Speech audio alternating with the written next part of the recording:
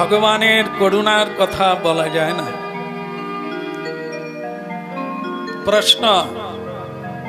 প্রশ্ন আমরা পরিশ্রম করি তাই জীবনে উন্নতি হয়, রোজগার করি তাই ভালো খাই, ভালোভাবে আছি। এখানে ভগবানকে করুণাময় বলা হবে কেন? ভগবানের করুণা কি সকলের উপরে হয় না? হয়েছে হয়েছে হয়েছে কি? কি করে বলছেন আপনাদের ভগবানের করুণা আছে বলেই আসেন? আমি বলছি ভগবানের করুণা কি পেয়েছেন? বলো। ভগবানের করুণা যাদের উপরে হয়েছে তাদের সর্বনাশ হয়ে গেছে, এটা জানেন? আপনাদের উপরে হয়নি তার প্রমাণ আপনারা চাকচিক্য আছে। ভগবানের করুণা যার উপর হবে তার বিষয় বৈভব চলে যাবে, সন্তান আদি বিচ্ছিন্ন হয়ে যাবে, আত্মীয় কেউ আর বাড়িতে আসবে না, সবাই বলবে ও হরিনাম করে উচ্ছন্নে গেছে, বলে এই তো লেগে গেছে, ভক্ত হয়নি এখনো, এতেই বলে। তাহলে কিরকম খাঁটি কথা? যদি শ্রীকৃষ্ণের করুণা হয়নি তার প্রমাণ আপনারা সংসারে ভালো আছেন, সবাইকে নিয়ে টিয়ে আছেন, ডাকলে সাড়া দেয়, আর একটু হাসে, কথা কয়, আনন্দ হয়। কিন্তু ভগবানের ভজন যদি প্রকৃত কেউ শুরু করে তাহলে কোনো আত্মীয় থাকবে না, এটা গ্যারান্টি। বাড়ির লোকজনেরা কেউ ভালোবাসবে না, বাবাজি না না তোমার কথা না, একে সবাই ভালোবাসে। এ যত এগোচ্ছে তত ওই যে কি ভুলিনি নাকি, ভুলিনি না ভুলি মলম, একে প্রতিদিন সন্ধ্যেবেলা মলম দে। মলম মানে কি? সোহাগ করে, আদর করে। এ বিরোধী কথা বলে, বলে আমার তো কই ক্ষতি হচ্ছে না, বরং আমাকে সকলে আরো বেশি। তার মানে জানতে হবে ভজন হচ্ছে না, মানুষ ভজা হচ্ছে। মানুষের প্রশংসা পাওয়ার জন্য আমরা অনেক কিছু করি, কায়দা করি, মানুষ বলে খুব ভালো লোক। কিন্তু শ্রীকৃষ্ণ ভজনে কোনো প্রশংসা নাই। বললাম না, সকলেই নিন্দাবাদ করে, সকলেই তাড়িয়ে দেয়, তুচ্ছ করে দেখে। তাই জন্য গোরা বড় করুণার ঠাকুর গৌরহরি। কারণ কি? কলিকালে গৌরাঙ্গ মহাপ্রভু ত্যাগের প্রতীক। তিনি মানে ত্রেতা যুগে অবতার হয়েছিলেন রাম রূপে, রাজার ছেলে, সব সময় ঐশ্বর্য, মানে গলায় হার পরে আছে, আংটি পরে আছেন, রাজ পোশাক পরে আছেন, মুকুট পরে আছেন, তিনি রাজার ছেলে। ভগবান শ্রীকৃষ্ণ মথুরাপুরে আবির্ভূত হলেন বৃন্দাবনে, তিনিও রাজ ঐশ্বর্য, নানা ধরনের অলংকার পরিচ্ছদ এবং ভীষণ ভাবে তিনি সব সময় সজ্জিত হয়ে আছেন। কিন্তু কলিকালের গৌরাঙ্গ মহাপ্রভু কে? যেটা সব চাইতে মানুষের প্রিয়, কোনটা? কোথাও যাব তো আগে এটা ঠিক করব, কারণ এটা মানুষকে সৌন্দর্য বানায়। কেশ মানুষকে সুবেশ করে তোলে। কেশ না থাকার জন্য মানুষ লাখ লাখ টাকা খরচা করছে চুল গজাবার জন্য, বৈজ্ঞানিক ভাবে, ডাক্তারি ভাবে চেষ্টা করছে, কিন্তু কারো হচ্ছে না। তাহলে কেন? এটা সৌন্দর্য বৃদ্ধি করে। আর সেটা ভগবান শ্রীরামচন্দ্রের তো অভূতপূর্ব ভাবে আছে, ভগবান নারায়ণ এবং ভগবান শ্রীকৃষ্ণের তো কোনো তুলনাই হয় না। সুচারু কেশ, সুচারু কেশ, অপূর্ব বিন্যাস, যা যোগী ঋষি মুনি তো কা কথা বধূ, দেবতারা পর্যন্ত ভগবানের এই রূপোল্লাসে আকৃষ্ট হয়ে যায়। কিন্তু গৌরাঙ্গ মহাপ্রভু সে জায়গায় না কোনো সোনার হার আছে, না কোনো কেশ বিন্যাস আছে, নেড়া মাথা, কাঙাল। কাঙাল কেন কাঙাল বেশ নিলেন? কলিকালের মানুষ যোগী হতে পারে না, ভোগী। একটা বিশ্লেষণে দেখা যায়, আজ থেকে প্রায় 200 বছর আগে বিবেকানন্দজি সারা ভারতবর্ষ পর্যটন করলেন বা বিদেশেও গেলেন। সব মিলিয়ে তিনি যেটা দেখলেন, বিদেশিরা উদ্যমী, অনালস, পরিশ্রম করে বৈজ্ঞানিক প্রযুক্তিতে সবাই এগিয়ে, কেবল ভারতবর্ষ পিছিয়ে। ভারতবর্ষে একটু ধর্মের গোড়া আছে, এরা ধর্ম মানে, ধর্ম জানে না, কিন্তু অধর্মকেই ধর্ম বলে জড়িয়ে বসে আছে। তাই এরা কি বলে একটা কথা, আর ভগবান যদি দেয় তবে হবে, এ চাষও করবে না, কাজও করবে না, ভগবানের উপরে নির্ভরশীল, ভজনও করবে না, কেবলই এরকম কিছু কথা বলে। এই জন্য বিবেকানন্দজি বলেছিলেন, পেটে ভাত আগে, পরে ধর্ম। এটা উনি ওনার শিষ্য প্রশিষ্যদের শিক্ষা দিয়েছিলেন যে তোমরা এটা প্রচার করো খুব ভালোভাবে। কারণ ভারতবর্ষে সবচাইতে বেশি মানুষ আছে নিরন্ন, মানে অন্ন নাই, কাপড় জামা নাই, থাকার জায়গা নাই, নিরন্ন। এই জন্য এরা ধর্ম কি করে করবে? না খেয়ে ধর্ম হয় না। না খেয়ে কখনো ধর্ম হয় না, ধর্ম খেয়ে করতে হবে, নাহলে বসতে পারবে না, ঝিমিয়ে যাবে, ঘুমিয়ে যাবে। বলো, গতকাল কি গেছে, আজকে কি? ভালো লাগছে না খারাপ লাগছে? কোনটা, দ্বাদশী না একাদশী? হ্যাঁ, দুটোই। তাহলে আজকের দিনটা না হয়ে যদি আজকেও একাদশী হতো, যদি কালকেও হয়, তাহলে তো আমি হেরে গেলাম। মানে আপনাদের কোনো কষ্ট হবে না? আরে সর্বনাশ, ভালো থাকুন। কিছু মানুষ এখন থেকেই ফোন করছে, নির্জলা একাদশী দিনে কি জলও খাওয়া যাবে না? মনে হচ্ছে আপনাদের মধ্যে তারা নাই।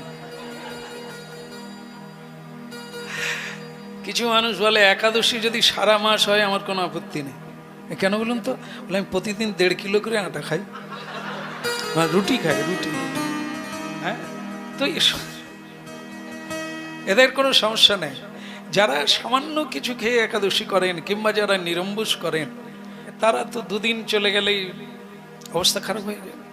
কারণ শরীর হচ্ছে উপবাস সহ্য করবে না, প্রাকৃতিক শরীর। এ হচ্ছে এর ঔষধি দিতেই হবে, না হলে শরীর আপনার সঙ্গে বেইমানি করবে।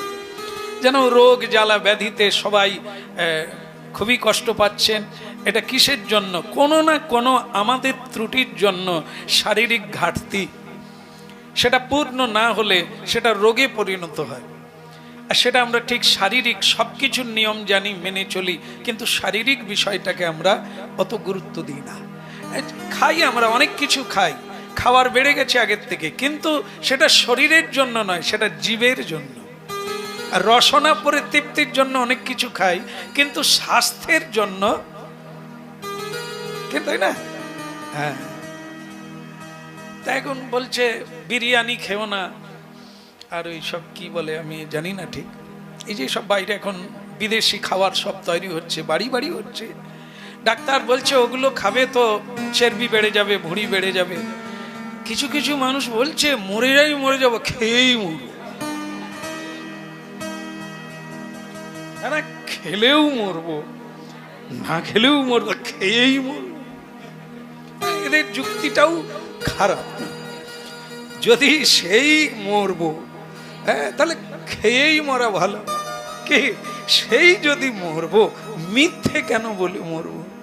সত্যটাই বলে মরি না। মরবই যখন, আমিষ কেন খাবো? প্রসাদ খেয়ে মরি না।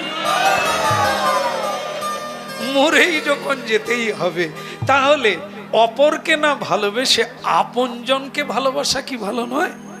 আপনজনকে, যে সঙ্গে আছে, যে সঙ্গে থাকবে, বলো হরি।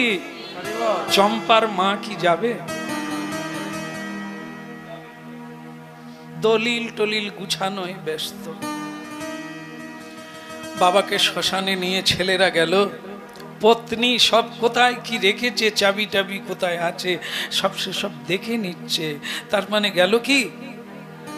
অথচ খোকার বাবা বলেছিল তুমি আমার জীবনে সব। সে লোক কিন্তু গেল না।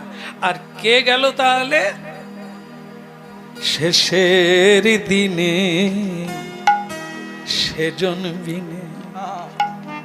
তারপরটা জানি নি রে, তুমি গাও, এটা তুমি ভালো পারো। এ তাল গাছে ডালিম গাছে উঠে খুব গায়।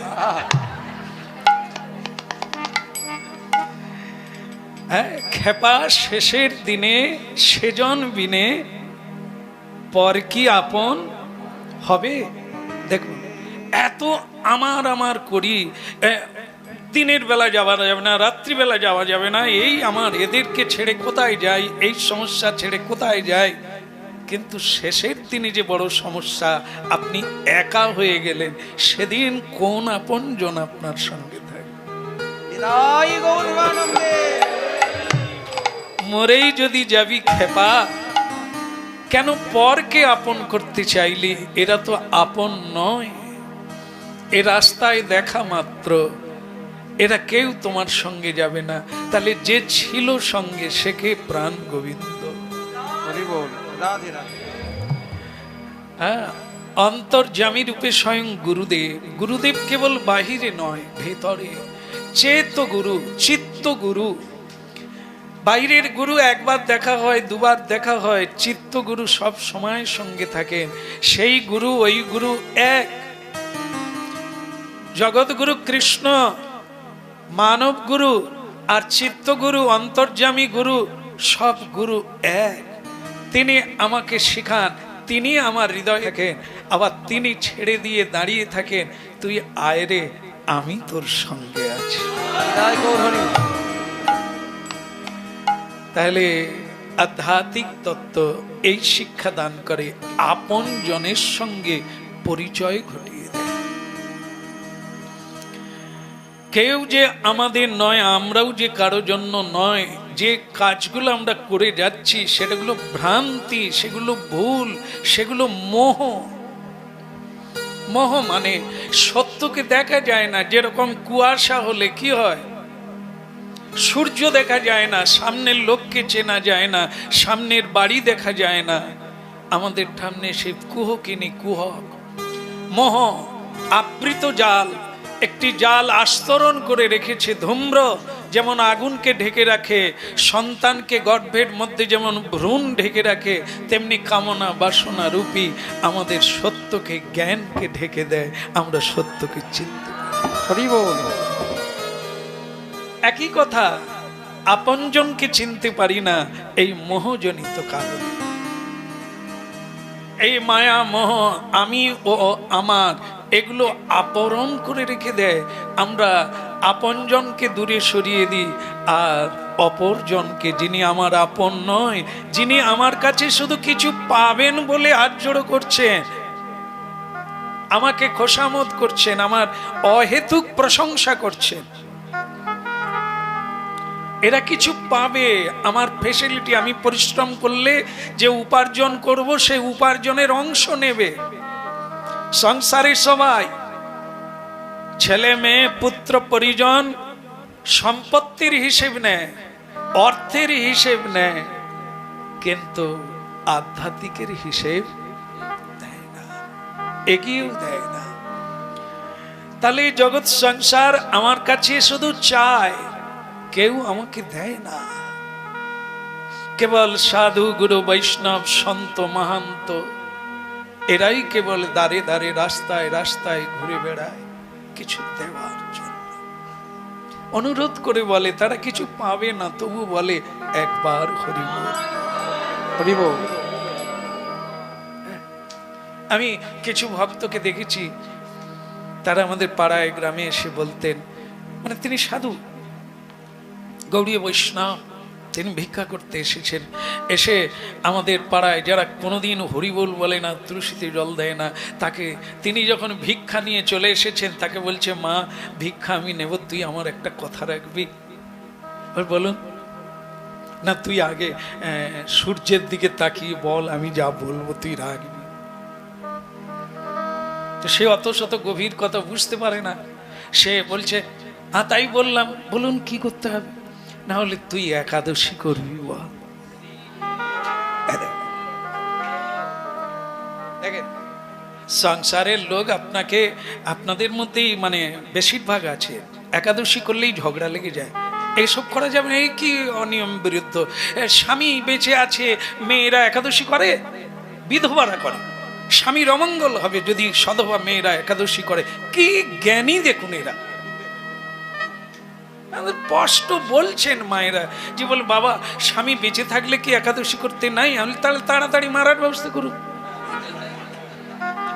মানে কিরকম সিদ্ধান্ত দেখুন, ভগবানের উপাসনা করবে সবার মঙ্গলের জন্য, সেটা স্বামী বেঁচে থাকলে নাকি একাদশী করলে তার অমঙ্গল হবে।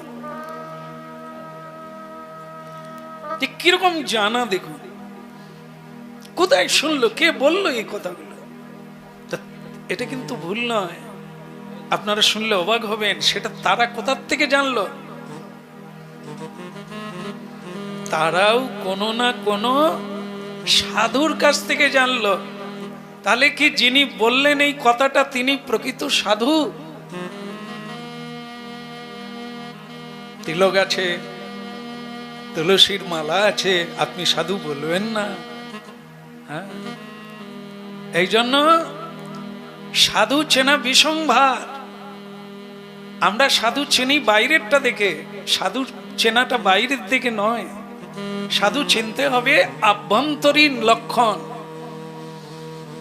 যেটা দেহের মধ্যে প্রকাশ পাবে, জীবনে ভাবে প্রকাশ পাবে, চরিত্রে, সাধুর লক্ষণ। গীতা পড়ুন, দৈবাসুর সংযোগ, সেখানে লেখা আছে দৈব গুণ কি, ভগবত লক্ষণ কি, অসুরের গুণ কি, অভক্তির গুণ কি, সেগুলো প্রকাশ আছে।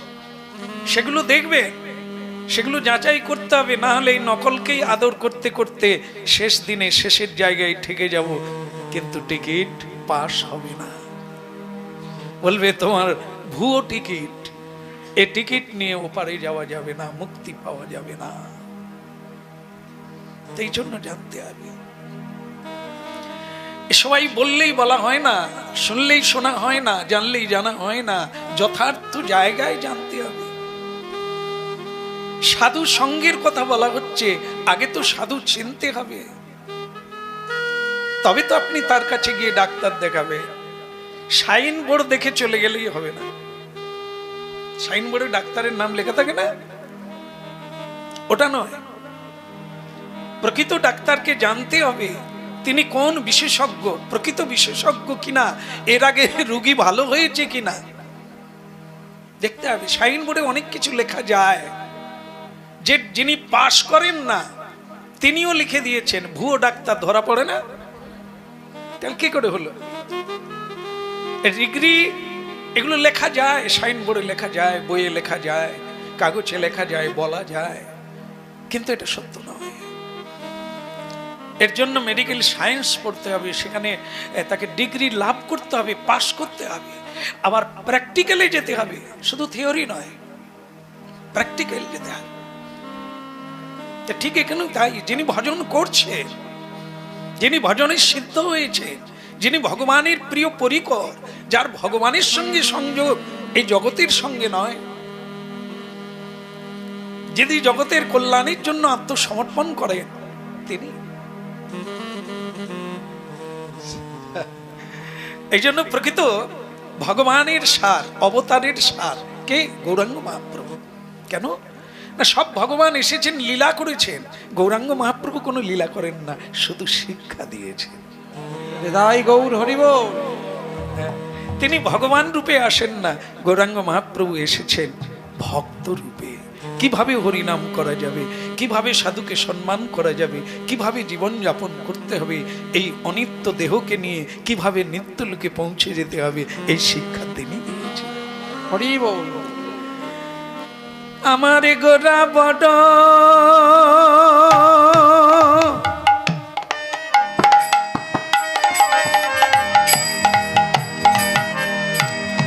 আমার গোরা বড়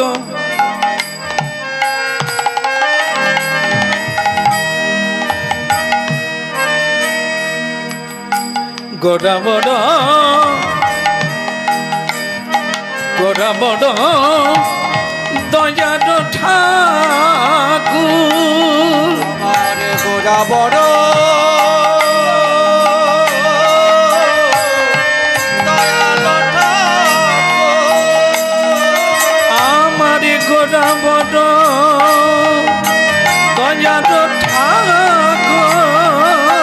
আমার গোরা বড় দয়াল ঠাকুর।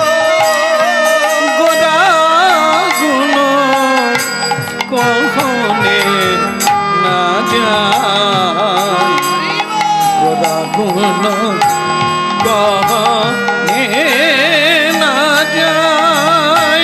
গোরা গুণ কখনে না যায়। আমার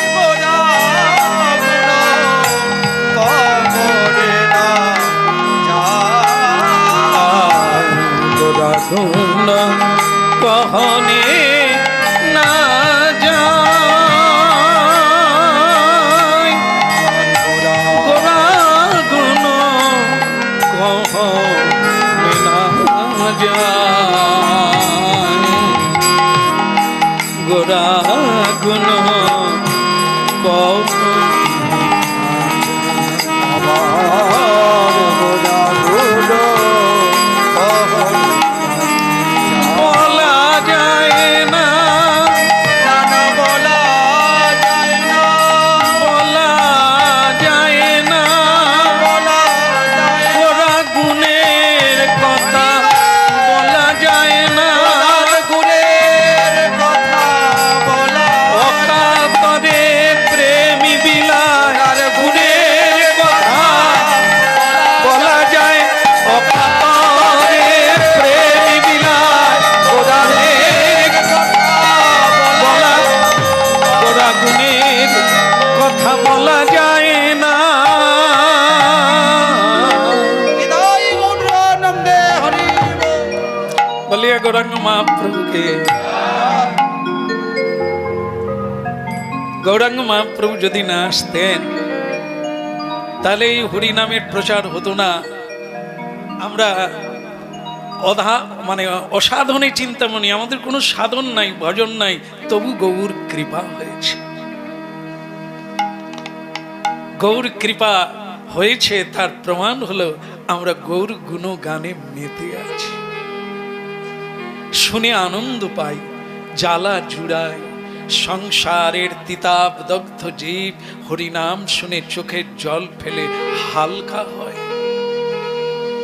শান্তি লাভ করে। তাই মানুষ মন্দিরে ছুটে যায়, গাছের তলায় ছুটে যায়, নির্জনে ছুটে গিয়ে হা কৃষ্ণ গোবিন্দ বলে কাঁদে। হৃদয় গৌর হরি বল। এবার কথায় আসুন, প্রশ্ন ছিল গৌরের করুণা হয়েছে কার উপরে? যারা গোরা গোরা বলে ডাকে তার করুণা তাদের উপরে, যারা ডাকে না, যারা জানে না, করুণা কি তাদের করেছেন কিনা বলো? যাদের পয়সা আছে জামা কাপড় কিনে দুর্গা পূজায় পরতে পারে, যাদের পয়সা নেই কি করবে বলো? তাদেরকেও ছেঁড়া জামা দিয়ে কৃপা করেছে। এটা কি না পয়সা থাকলে কিনে পড়া যায়? যাদের পয়সা নেই তারা কি পায়? বড় লোক ধনী লোক তারা কি করে, জামা কাপড় কিনে গরিবদের দেয় না? দেয় কিনা? তাহলে এটাকে কি বলবেন? পয়সা থাকলে কিনে নিল, এটা কৃপাও নয়, করুণাও নয়। যাদের পয়সা নেই জামা কাপড় পেল, কার করুণা হলো? কার করুণা হলো? যিনি দিলেন তার ভেতরে করুণাটা কে দিল? এই করুণাটা কার? করুণা ঈশ্বরের। আমরা যদি ঈশ্বরের আত্মা অংশ হই, তাহলে ঈশ্বরের করুণা মানুষের মধ্যে থাকবে না? কি বুঝলেন? ভগবানের লক্ষণ কি তিলকে? করুণায়। ভগবান করুণাময়। এ যুগের অনেক মানুষও করুণাময়, ভগবত লক্ষণ, তার তিলক নাই। ভগবত লক্ষণ, তার ভিতরে করুণা ছিল। এই জন্য অনেকে জামা কাপড় কেনার সামর্থ্য আছে, যাদের নেই তাদেরকে কি করলো? করুণা করলো।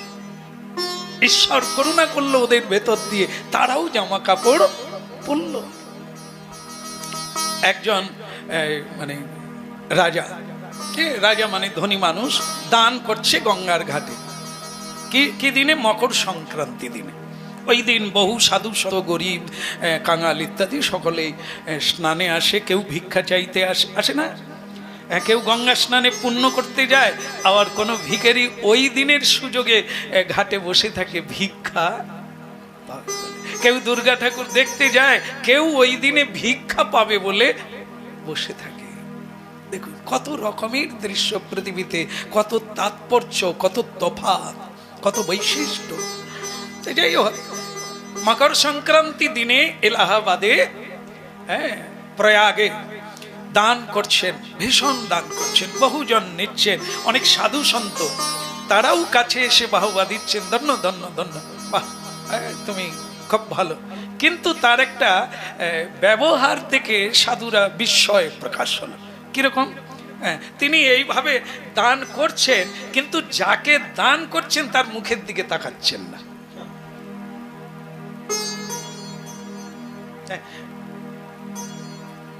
মানে সে তার দিকে তাকাচ্ছে না, অথচ দান দিচ্ছে। আর যারা দান নিচ্ছে তারা বলছে, সত্যি তুমি ভগবান, সত্যি তুমি করুণাময়, সত্যি তুমি দয়াল, সত্যি তুমি মানুষ নয়, তুমি দেবতা ইত্যাদি ভালোভাবে খুব প্রশংসা করছে। বলো রাধে রাধে। কিন্তু যখন সকলে চলে গেল, কিছু সাধু তো থেকে গেল। তারা ঠিক করলে এই যে মাথা নিচু করে কেন উনি তাকাচ্ছেন না, এর অর্থটা জানার জন্য। তো বলছেন, বাবাজি তা আপনি দান করছেন ঠিক আছে, তো মানে প্রশংসনীয়, কিন্তু আপনি মানুষ এত বলছে, এত আপনার প্রশংসা করছে, আপনি নিচু। সে তখন বলছেন, এটা কি না শুনলেই নয়? না, বলতেই, আমরা অনেকক্ষণ অপেক্ষা করছি, এটা বুঝতে পারছি না। কি সাধু তখন বলছে, বলে আমি লজ্জায় মাথা তুলিনি। আরো মানে বিস্ময় হয়ে গেল যে এখানে লজ্জা কি? আপনার বরং গর্ব হওয়ার কথা, একটা কম্বল দিয়ে চারদিকে তাকানোর কথা কে কি বলছে, কত প্রশংসা করছে, কে ছবি তুলছে, বরং গর্ব হবে আপনি এত দান করছেন, আপনি মাথা নিচু করেন লজ্জায় কেন? বলে সত্যি কথা কি জানেন, এই যে দান গুলো করছি তো আমার নয়, যারা আমার প্রশংসা করছে আমি এই লজ্জায় মাথা। বলে কি বলেন আপনি? ধনী মানুষ, সকলে চেনে আপনার, এক ডাকে আপনার নাম চেনে, অথচ আপনি বলছেন এই জিনিস আপনার নয়। তাহলে সে তখন বলছে, কি অবস্থা দেখো, আমরা যেন মনে করলাম এক বাটি চাল, একটা টাকা কাউকে দিলে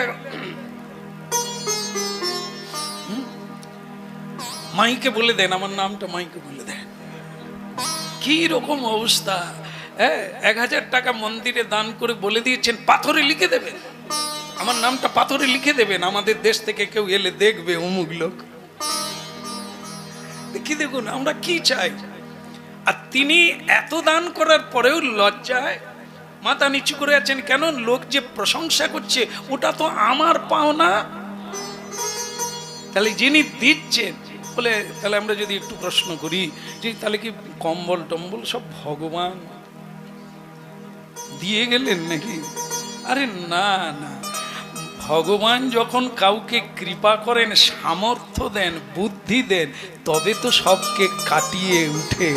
নিতাই গৌর হরি বল।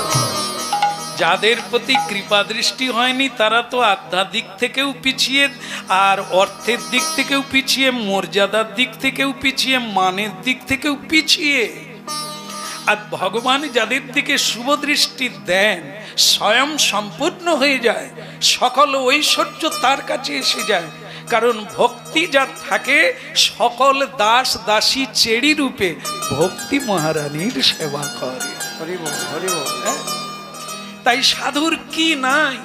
সাধু ব্যবহার করেন না, তাকে মানে গ্রহণ করেন না, সেটা আলাদা। সাধু সরই ঐশ্বর্যের মালিক।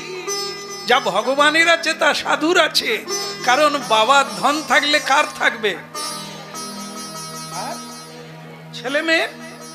হ্যাঁ, আর বাবা যদি ছেলে মেয়ের উপরে রেগে যায় তখন কি করে? কি যেন বলে একটা, তজ্জ পুত্র তজ্জ কন্যা, যা তোর মুখ দেখবো না, তোকে আমি কিছুই দেব না। তা বিশ্ব পিতা যদি ভগবান ষড়ৈশ্বর্যের মালিক হন, তাহলে আমরা কে? তজ্জ পুত্র না সহ্য পুত্র? মানে বাবা যদি দাগা দেয়, দুঃখ দেয়, কষ্ট দেয়, যন্ত্রণা দেয়, আমরা কি করি? এমন বাপের দরকার নেই, এরকম ভগবানের দরকার নেই। ভগবানের নাম করবো, আমার কষ্ট হবে, আমার দুঃখ হবে, তো ভগবানের নাম। তাই তো বাপ ত্যাগ করে না, মেয়েরাই ছেলেরাই বাপকে ত্যাগ করে দিল। বলো, এই জন্য কি আমরা এরকম ভগবানের সুখ সম্পদ থেকে বঞ্চিত হয়ে আছি?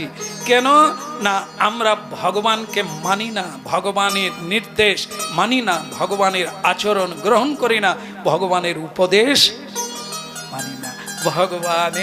ভগবান করুণাময়, তিনি ত্যাগ করেন না, আমরাই বাবাকে ত্যাগ করে দিয়েছি, তাই সম্পত্তি থেকেও বঞ্চিত।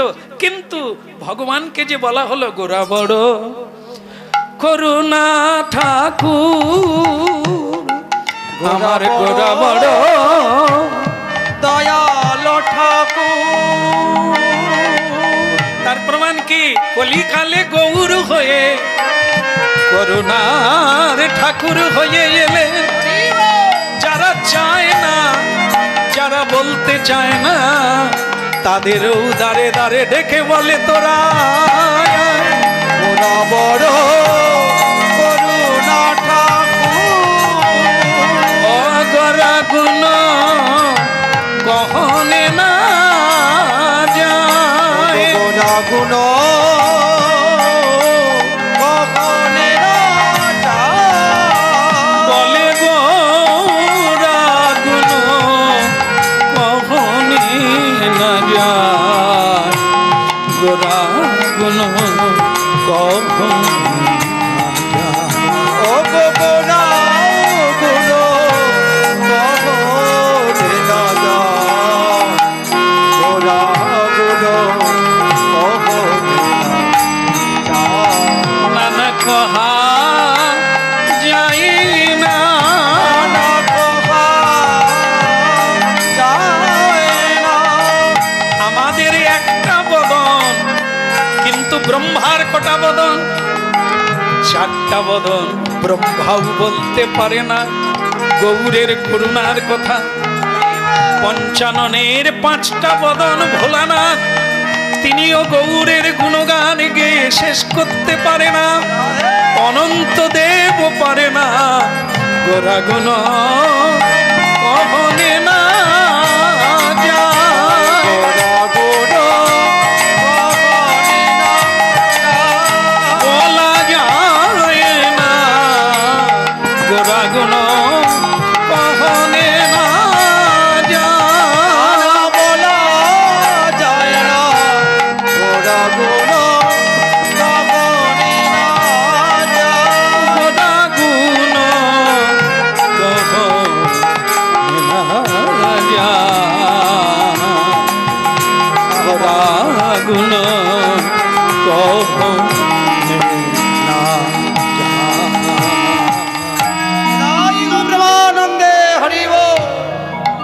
বলে গৌরাঙ্গ মহাপ্রভুকে। জয় এ কলিকালে একটা বিপরীত ব্যাপার আছে, সেটা কি? যারা হরিভজন করে মহাপ্রভু তাদেরকে করুণা করে না। কেন বলুন তো? এদের তো টাকা পয়সা আছে, জামা কাপড়, অনেকের ভজন করছে, এরা তো পাবে, এদের জন্য ভাবতে হবে না। কিন্তু যাদের নাই, এটাই গৌর। হরি বল। এই যে গোড়া গুণ, একেই বলে গুণ। কি গুণ? করুণা ঘন বিগ্রহ। যার হৃদয়ে করুণা তিনি বৈষ্ণব, যার হৃদয়ে দয়া তিনি সাধু। সাধু শুধু ভিক্ষা করে, লোকের নিয়ে খায়, এটা যে ভেবেছে সে অপরাধের ফাঁদে পা দিয়ে জন্মান্তরের রাস্তা পিছিয়ে নিয়েছে। সাধু যদি কারো বাড়িতে ভিক্ষা চায়, সে বাড়ি ধন্য হয়ে যায়, সে বাড়ি মুক্তির পথ দেখতে পায়, রাস্তা পায়। সাধু যার বাড়িতে আজও যায়নি, সাধুকে যারা আজও এক ফোঁটা কিছু দিতে পারেনি, ওদের অন্ধকার অমানিসা কোনোদিন কাটবে নি।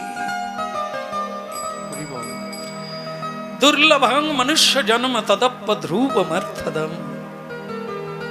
অতি দুর্লভ মনুষ্য জন্ম, তার উপরে আরো দুর্লভ কৃষ্ণ ভক্ত।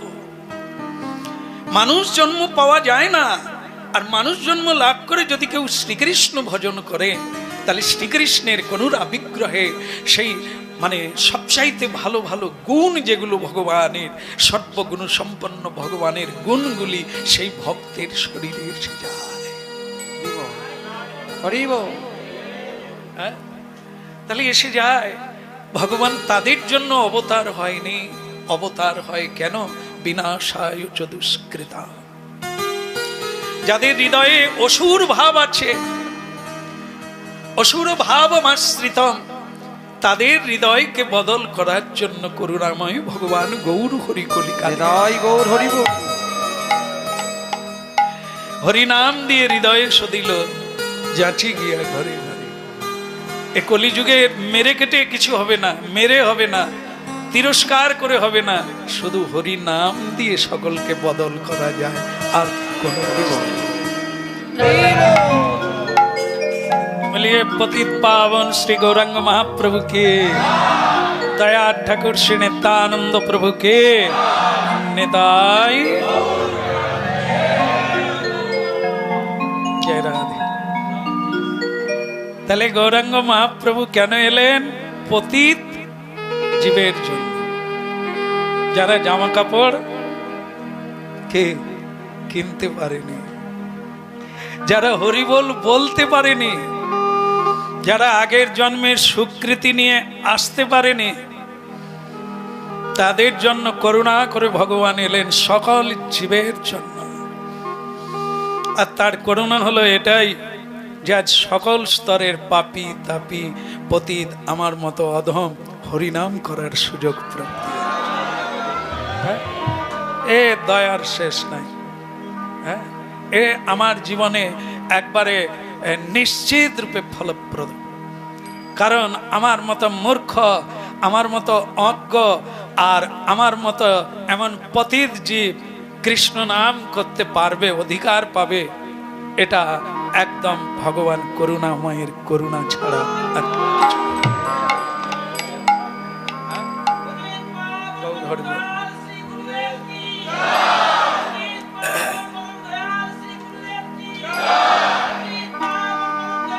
বাস বাস।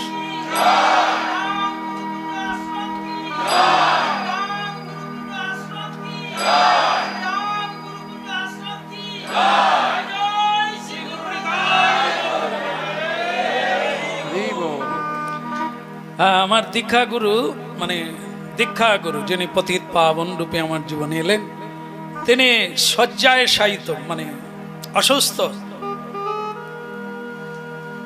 আর উঠার কোনো চান্স নেই। সবসময় গীতা ভাগবত পাঠ হচ্ছে, ভক্তরা আসছেন, প্রসাদ হচ্ছে, আমিও দর্শনে গিয়েছি। তিনি ওই অবস্থায় কোন রকম দুঃখী নন, ঔষধ বাদ দিয়ে দিয়েছে। তাই কেউ খাওয়াতে পারে না, ডাক্তার কবিরাজ সব ফেল, মানে কেউ তাকে ঔষধটা খাওয়াতে পারছে না। তিনি বলছেন আর আমার কোনো ঔষধের দরকার নেই, যেটা ঔষধ সেটা হলো আমি যেন নাম শুনতে শুনতে চলে যাই, লাগাতার চালিয়ে যা। আর সে চালিয়ে এমন কোনো ডেকে চালাতে হয় না, ভক্তরা এমনি দর্শনে আসছেন আর ভাগবত গীতা তো অবিরাম কীর্তন চলছে। তা আমিও সেই স্রোতে একদিন শ্রী গুরুদেবকে দর্শন করতে গেলাম, দ্বিধাবোধ এসে গেল। দূর থেকে প্রণাম করলাম, ভিড় হয়ে আছে গুরুদেবের কাছে, বহুজন মানুষ দেখছেন, কীর্তন চলছে।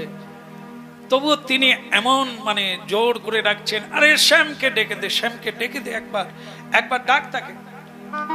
কাছে গেলাম, চোখে জল এসে গেল। গুরুদেব বললেন, গায়ে হাত দিয়ে বললেন যে আচ্ছা তুই কি ভাবিস রে, হ্যাঁ তুই আসিস নি কেন? তোকে দরকার নেই, আমাকে তোর দরকার নেই। কেন বলেছিলেন? আজকে বুঝি সময়ে কাজ হলো না। তা তিনি তখন বলেছিলেন, নাম ছাড়িস না। আমি জানি তোর অবস্থা খারাপ, হলেও তুই নাম ছাড়বি না। দেখুন নামের কি মহিমা উনি জেনেছিলেন। তাই আমি যখন খেতে পাই না, আমি যখন অর্থহীন পোশাকটা পরে থাকি তার লোকের দেওয়া পুরনো জামা কাপড়, কিন্তু সেখানেও দাঁড়িয়ে গুরুদেব আমাকে বলেননি তুই পরিশ্রম কর, তুই রোজগার কর, বড়লোক হয়ে যাবি। উনি শুধুই বলতেন নাম ছাড়িস না, হরিনাম ছাড়িস না। দেখুন কতখানি পতিতের উপরে করুণা। আমার শ্রী গুরুদেব দীক্ষা দিতে এসেছিলেন আমার বাড়িতে, আমার তখন ছিটে বেড়া বাড়ি। ঢুকতে গিয়ে গুরুদেবের মাথা নিচু করতে হলো। গুরুদেব বলেছিলেন, সাধুদা তুমি আমাকে নিয়ে আসলে, তাই গরিবের বাড়িতে আনলে কেন? কত খরচা করেছে, এটা না করে ওকে তো আমার মন্দিরে নিয়ে চলে গেলে এসব কিছু লাগতো না। যে ধুতি কিনেছিলাম, গামছা কিনেছিলাম, গুরুদেব নেননি। আমার মাথায় তুলে দিয়ে বললেন তুই পরিকীর্তন কর, আমার জীবন সার্থক। দেখেন আজও অনেক মানুষ দেখছি, অনেক সাধু দেখছি, এমন করুণার সাধু দেখি না। আমার জন্য আমার গুরুদেব ভিক্ষা চেয়েছেন, আমার জন্য গুরুদেব চাল কুমড়ো লাউ ডাঁটা বেঁধে আমার মাথায় তুলে পাঠিয়ে দিয়েছেন, তুই খা, কীর্তন কর। বাবু এই যে গোরা বড় করুণার ঠাকুর বলবো না, গুরু রূপে করুণাময় গৌরাঙ্গ মহাপ্রভু, যার কৃপা না থাকলে আজ আপনাদের চরণে বসতে পারতাম না। এ পাওয়া এই আমার মতো পতিত জীবকে অযাচিত ভাবে শ্রী গুরুদেবের দান। আজকের হরিনাম এ তার দান। হরিনাম ছাড়িস না, নামে যে কি আছে বুঝতে পারি না। আজকে কি করে এত লোক দাঁড়িয়ে আছে, বসে আছে, তার ভেতর থেকে তিনি কি করে জানতে পেরেছেন তার শ্যাম গেছে? আরে শ্যাম এসছে শুনলাম, আরে শ্যামকে পাঠা, শ্যামকে পাঠা, শ্যামকে পাঠা। আমি তখন বয়স অনেক কম, এমনিতে লজ্জা। তারপর আরেকটা সবচাইতে বড় লজ্জা হচ্ছে ওই সময় শ্রী গুরুদেবের জন্য বা ওখানে প্রতিদিন মহোৎসব চলছে, মানুষ অনেক কিছু নিয়ে যাচ্ছে, কিন্তু আমি এমন একজন ছিলাম বোধহয় একেবারে কদর্প শূন্য, মানে একদম খালি হাত। গাড়ি ভাড়াও মানে অনেক সময় পেয়ে উঠি না, সাইকেল নিয়ে যেতাম, অনেক সময় হেঁটে যেতাম। তো সেই লজ্জায় গুরুদেবের যেন কাছে যাওয়াটা ধীরে ধীরে অনুভব হয় এই হরিনামকে। এর জন্য সমগ্র বিশ্ব ব্রহ্মাণ্ডকে ত্যাগ করে যায়, কিন্তু হরিনামকে ত্যাগ করে যায়। কত চতুরানন কত শত কত চতুরানন কত শত কত চতুরানন কত শত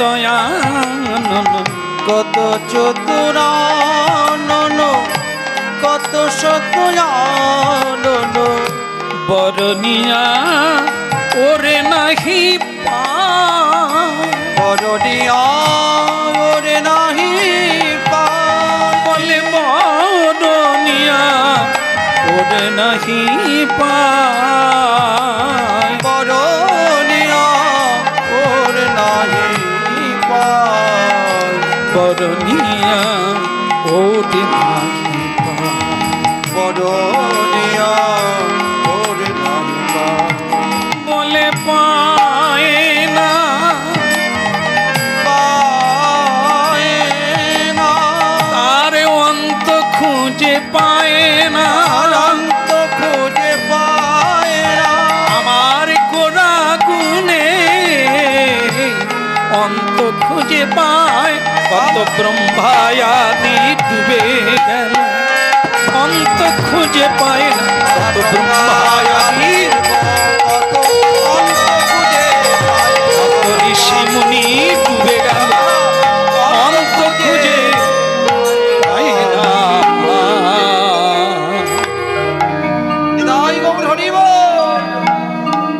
বলো শ্রী রাধে শ্যাম মিলা দে রাধে রাধে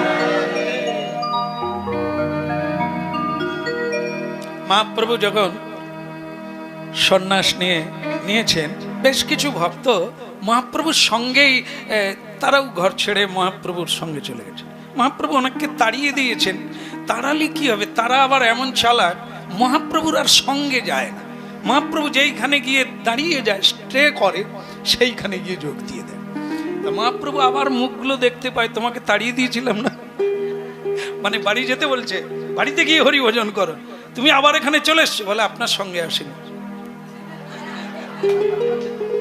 মহাপ্রভু আর কিছু বলতে পারছেন না এ তো ভালোবেসে তাড়ালেও যায় না এ কাকে ভালোবেসে ভালোবাসে বলে তো আর একজনকে মামলা করেও পাই না আচ্ছা না অনেকে বউ পাওয়ার জন্য মামলা করে মানে তার বউ চলে গেছে সে আর ঘর করবে না কিন্তু সে মামলা করে লোকজন ডেকে বিচার ডেকে ওই বউ নেবে আরে কেন আর নাই যে চায় তাকে নেয় না যে চায় না তাকে ছাড়ে না আরে কেউ না কেউ তো ভালোবাসে আর কি রে আরে তোকে একটা মেয়ে ভালোবাসে শুনলাম চিঠি দেয় ফোন করে মাঝে মধ্যে তুই তাকে নিতে পারিস না ওর পিছনে কেন বলেছে সে কালো এ মানে এ পতঙ্গ পুড়ে মরবে ওই জন্য ছুটে বেড়াচ্ছে যেখানে শান্তি পাবে সে তোকে খুঁজছে এ তাকে খুঁজে না এই হচ্ছে আমাদের দুর্দশা পাওয়া ধন হারিয়ে ফেলি আর হারানো ধনকে খুঁজে বেড়াই বলো তাই এই যে মহাপ্রভুকে ভালোবাসা তার যে কীর্তনের আকর্ষণ মহাপ্রভুর যে আকর্ষণ কেন আকর্ষণ হয় না মহাপ্রভু হচ্ছে সুপ্রিম সুপ্রিম মানে পূর্ণ পাওয়ার আর আমরা হচ্ছে সব অল্প অল্প অনু অনু পরমাণু ক্ষুদ্র ক্ষুদ্র তাহলে তিনি হচ্ছেন চুম্বক সর্বাকর্ষক আকর্ষণ করে তো করে বলেই তো আপনারা আসেন করে বলেই তো হাজার হাজার মানুষ হরিনাম শুনতে আসেন কে করে কীর্তনিয়ার আকর্ষণ নয় এ হরির নামের আকর্ষণ ভগবানের আকর্ষণ হরি বল। কীর্তনিয়া আজ আছে কাল থাকবে না মহাপ্রভু আগে ছিল আজও আছে তার নাম ওই একই বিষয় নামের টানেই মানুষ আসে মানুষের টানে নয় বলো তবে মানুষ কখন ভালো হয়ে যায় বলুন তো মুখে মুখে এটা কেউ বলতে পারে সে তখন অন্য কারণ দেখায় বলে আমার ওইদিকে একটু কাজ ছিল আমি যাচ্ছিলাম আসলে আমি তোমার কাছেই কেন এটা বললেন ভালোবাসাকে নষ্ট করতে নাই তাকে যে যেমন তাকে গুরুত্ব দিতে হবে আমি যদি বলি না তোমার চেয়ে রাধারানী বেশি ভালোবাসে সেটা কষ্ট দেওয়া হবে তা শ্রীকৃষ্ণ এই জন্য করুণাময় ভগবান তার ভেতরে এই দাক্ষিণ্য আছে মানে সম্মান আছে মর্যাদা আছে কাকে কিভাবে মর্যাদা করতে হবে কষ্ট তিনি কাউকে দেবেন তাই তিনি বললেন কি, আসল কথা কি জানো চন্দ্রাবলী, তোমার কথাই মনে পড়ে গেছে, তাই তোমার বাড়িতেই যাচ্ছিল। কিন্তু চন্দ্রাবলী তখন আবার প্যাঁচ ধরেছে, যদি যাবে তাহলে আমার বাড়ি টপকে চলে যাচ্ছ। কৃষ্ণ আবার ফেসে গেল। সে তখন বলছে, সত্যি কথা বলতে কি, আমাকে দেখতে কি রকম, ফর্সা না কালো? কালো। তা আমাকে কালো, আজকে কি তিথি? অমাবস্যা। এও কালো, আমিও কালো, বলো রাস্তা কি দেখা যায় ভালো?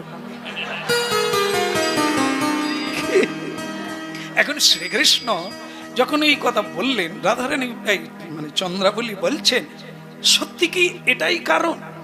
তখন ভগবান বলছেন, যদি এটা কারণ না হবে তাহলে তোমার সখী পদ্মার রাস্তায় শুয়েছিল কেন? মানে কৃষ্ণকে ধরার জন্য রাস্তায় শুয়েছিলেন।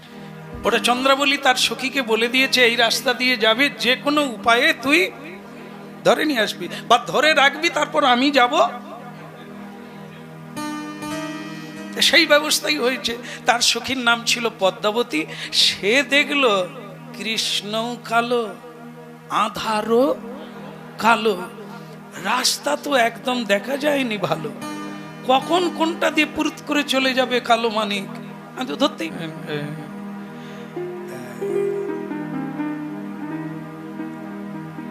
বলো বেহালা বেদন, বলো তো দই কিসে বসায়? কিসে? ভাঁড়ে, পাত্রে, মানে স্টিলের পাত্রে। ওটাই ঠিক হয়েছে, পাত্রে বললে বহু পাত্র আসবে, কিন্তু মাটির পাত্রে ছাড়া। আচ্ছা, তারপর আপনারা দেখবেন, যদি ভালো দোকানের দই হয় কি হবে? যারা যে ছোট ছোট দইয়ের ভাঁড় হয় না, তো সেইগুলো তো খায়, দেখে খাওয়ার পরে চারদিক লক্ষ্য করছে, কেন বলেন তো? ভাঁড়টাও জিভ বুলাবে। আপনারা হাসলেন, আমিও করি। আরে বাবা, আইসক্রিম খাওয়ার পরে তার যে ডাঁটিটা, বাঁশের কাঠি, বলুন বলুন, তাহলে কি ওটাকে আইসক্রিম? বাঁশের কাঠি কোনোদিন মিষ্টি লাগে? কিন্তু ওটাও আমরা চুষতাম ছোটবেলা, ওটা অনেকক্ষণ রাখতাম। আইসক্রিম যতক্ষণ না থাকে, কাঠিটা ছোটবেলা আরো বেশিক্ষণ থাকে, তবে ভালো লাগতো। কেন? বাঁশের কাঠি এত যত্ন কেন? তাকেও চুষে। দধির টাঠি কেন চুষে খায়?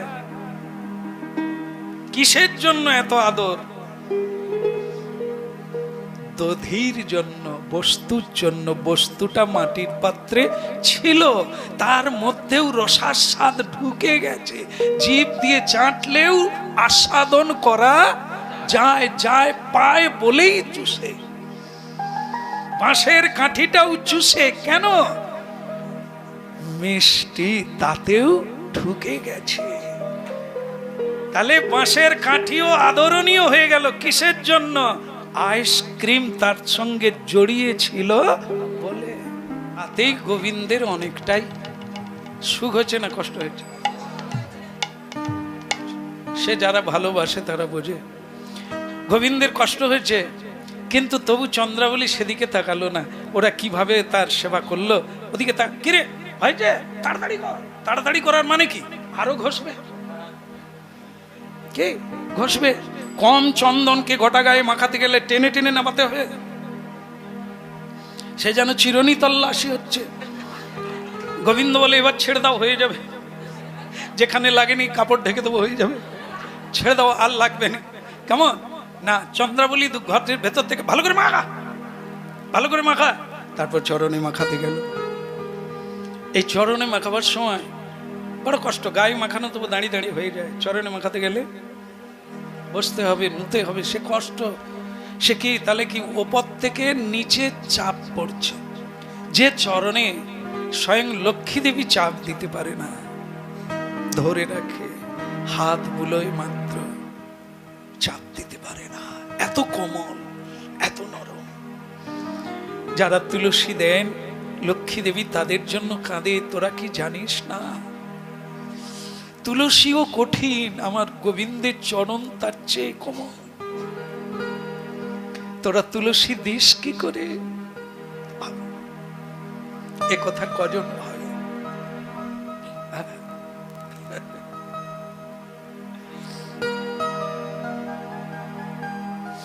গোবিন্দের চরণে এইভাবে চন্দন মাখিয়ে দিলেন। সারা রাত্রি চন্দ্রাবলী গোবিন্দকে নিয়ে বিলাস করলে। সারা রাত্রি গোবিন্দের নিদ্রা হলো না। গোবিন্দ সারা রাত জেগেছেন, চোখ লাল হয়ে গেছে, ঢুলে পড়ে যাচ্ছে, শরীর অসুস্থ মতো তিনি ঢলে ঢলে রাধারানীর কুঞ্জে চলে গেলেন। রাধারানী এই জন্য অভিমান করলেন, যারা সেবা দিতে জানে না, যারা রসবতী নয়, যারা রস নিগড়ে নেয়। চন্দ্রাবলীর নখের দাগ গোবিন্দের বুকে, আঁচল, রাধারানী এই জায়গাটা সহ্য করতে পারে না। তাই আমাদের মাধবপ্রভু গান গেয়েছিলেন না, কে? রাধার মহিমা প্রেম রস, কি মহিমা! একজনে চন্দন মাখাতে ভয় পেল না, আর একজন সামান্য নখের দাগ দেখেই কাঁদছে। কোন সে রমণী?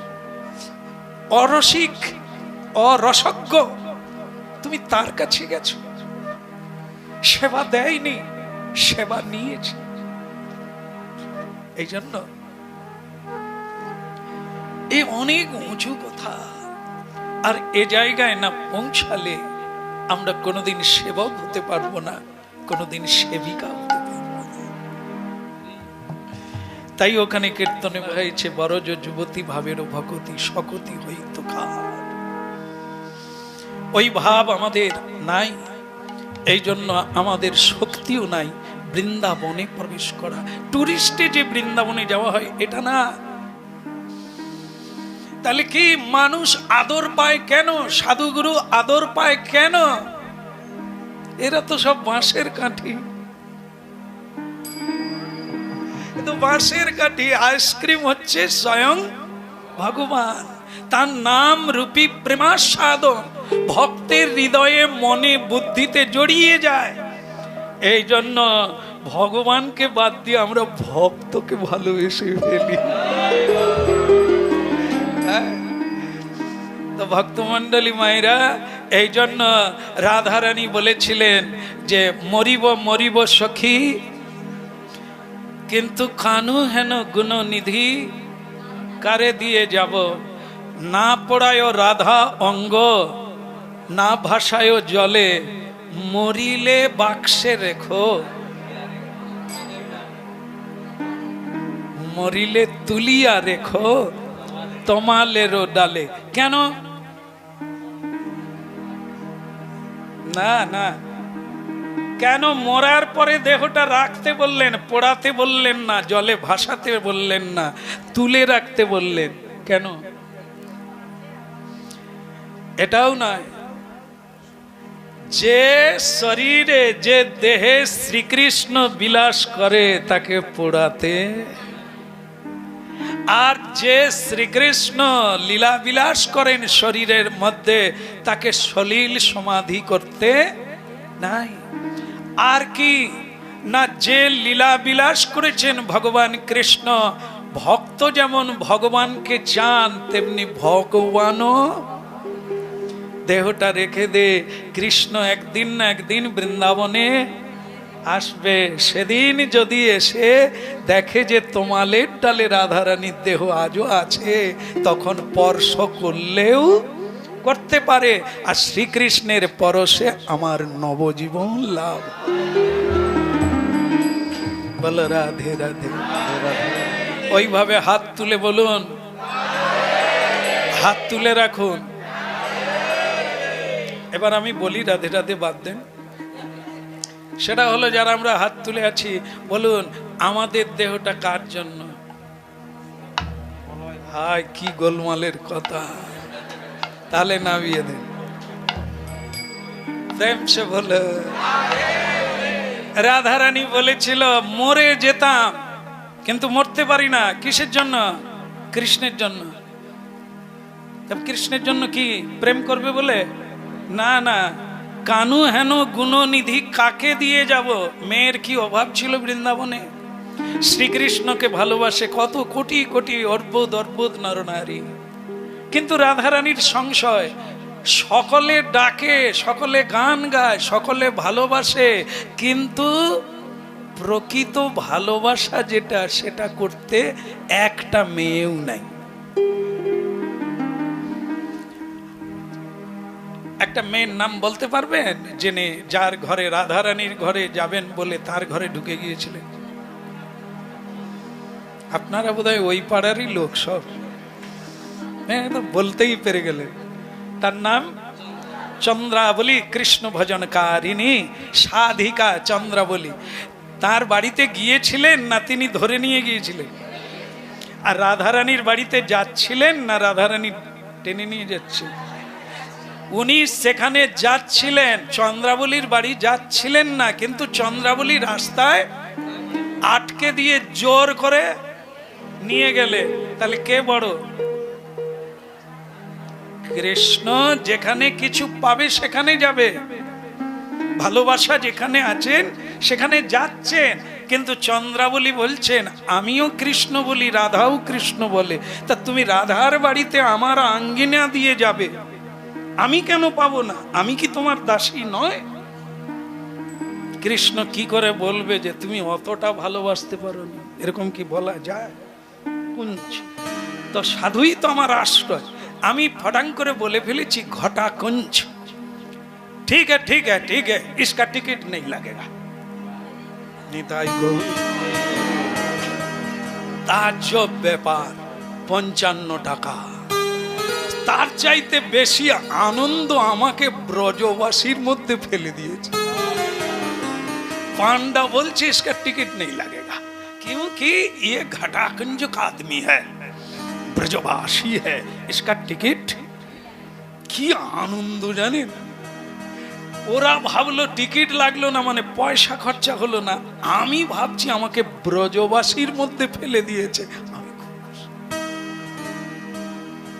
তো যখন বাড়ি এলাম ঘটনা গুরুজিকে বললাম, গুরুজি তখন বলে ঘটাকুঞ্জে রাধা কৃষ্ণের অপ্রাকৃত মিলন হয়েছিল। তারই পাশে হচ্ছে আমাদের যেটা হচ্ছে ইমলিতলা।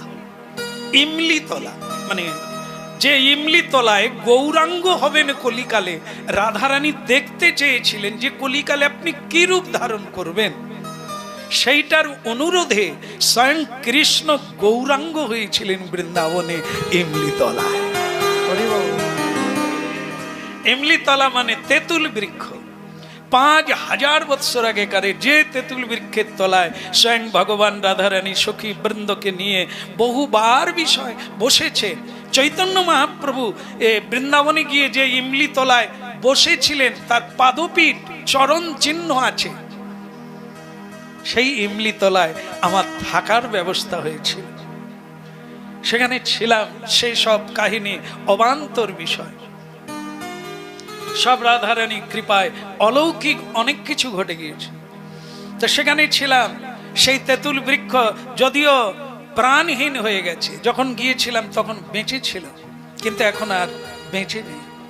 কিন্তু তাকে রক্ষা করা হচ্ছে, মেডিসিন দিয়ে রক্ষা করা হচ্ছে, তার ডালপালা শাখা সমেত ধরে রাখা হয়েছে শুধু সাক্ষী রূপে দেখার জন্য।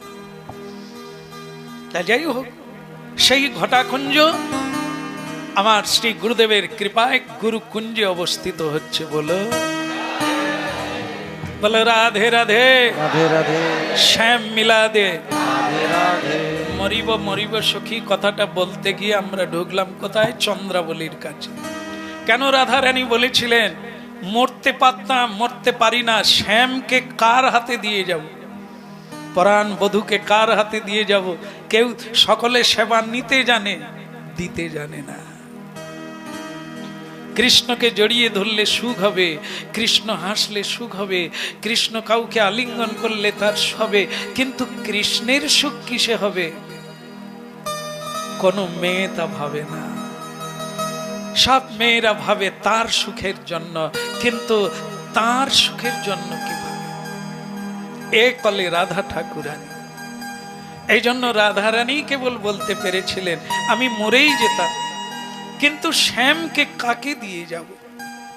কেমন মরমী আছে আমার গোবিন্দের সেবা দিতে জানে। কেন? তার কারণ একটা দেখাচ্ছে রাধারানী। কি? চন্দ্রাবলীর ঘরে গোবিন্দকে টেনে নিয়ে গেলেন, জোর করে নিয়ে গেলেন।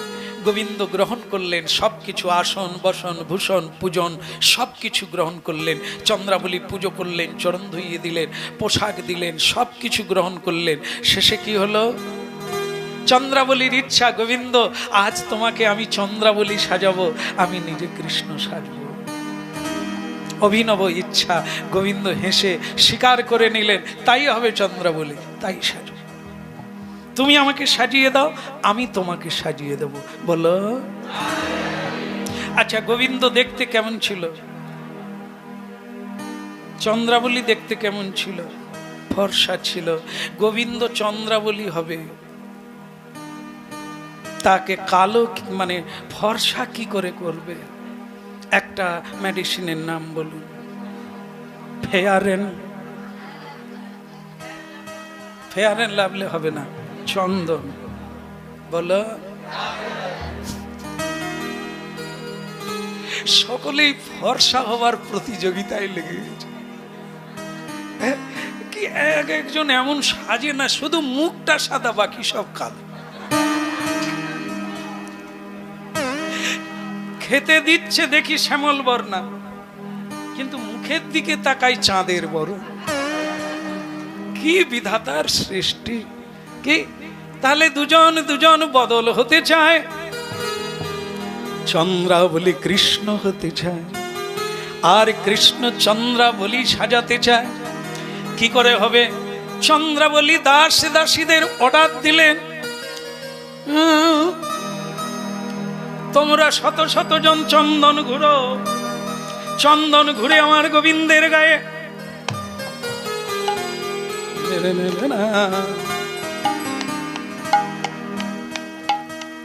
চাগরানীর পদসেবা, সতী সাধ্বী রমণীর পদসেবা এক হবে? দুটো মায়না নি বলে সব করতে হবে।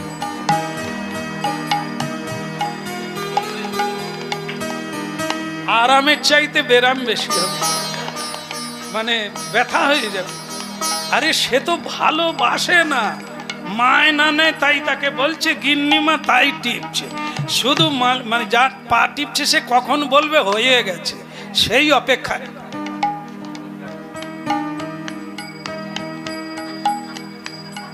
তাহলে দাস দাসীকে দিয়ে চন্দন মাখালো। তারা কি করছে? কৃষ্ণ যখন একটু নড়া, থামা, সোজা হয়ে দাঁড়া, তাই একজন এরকম হাতে ধরে টান দিয়ে রেখেছে, আর একজন এরকম সারা গায়ে চন্দন মাখাচ্ছে। সাদা করতে হবে তো, চন্দ্রাবলী হবে, হ্যাঁ, তা সেই সাদা করছে, পারবো না। আবার কৃষ্ণ এত চালাক, এইখানে যাওয়ার জন্য, এইখান দিয়ে যাওয়ার জন্য পায়ের নুপুরটাকে খুলে বেঁধে নিয়েছে। কারণ এ তো বুঝবে না, এ তো বেজে উঠবে, আর বেজে উঠলেই এরা জানতে পারবে যে আমি যাচ্ছি। এই জন্য সেটা খুলে নিয়েছে। সেটা পদ্মাবতী আবার ভালো জানে যে কৃষ্ণকে ধরতে গেলে এসব হবে না, তার চাইতে আমি রাস্তায় শুয়ে পড়ি। শুয়ে পড়লে কি হবে? আর এখান দিয়ে যেতে গেলে আমিও দেখতে পাবো না, সেও দেখতে পাবে না, তখন কি হবে?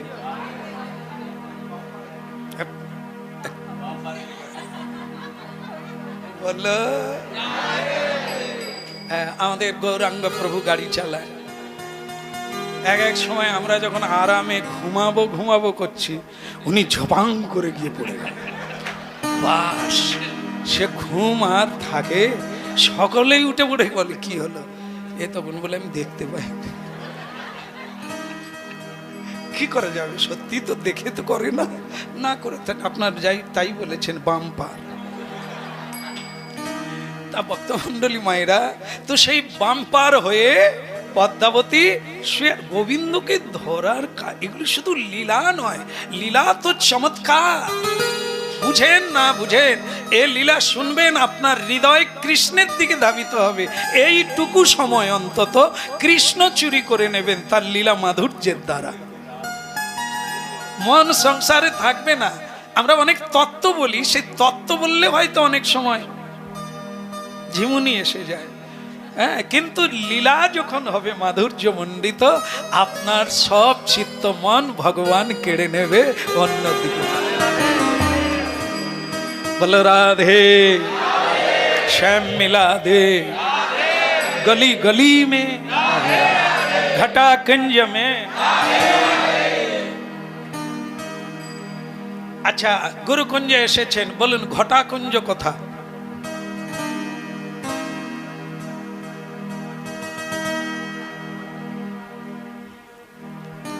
কোথায়? আপনারা কেউ জাননি? ঘটাকুঞ্জ এখানে আছে। আমাদের যেখানে বৃন্দাবন বলা হয়েছে যে জায়গাটাকে, সেটা হচ্ছে ওদিকে।